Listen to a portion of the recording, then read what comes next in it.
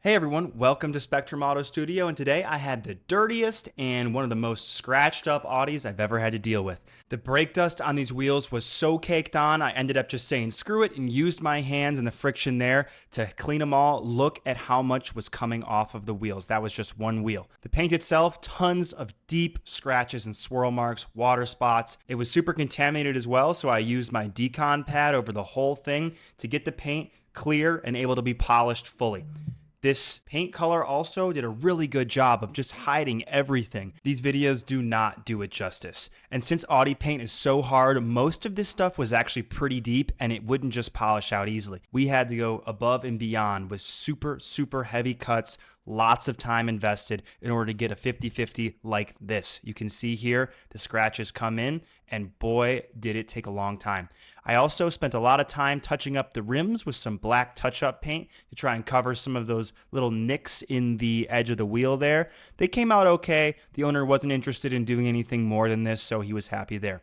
We used a rotary with a wool in order to try and maximize our cut so we could get as much of those scratches out, and just look at how bad this panel is. It's unbelievable.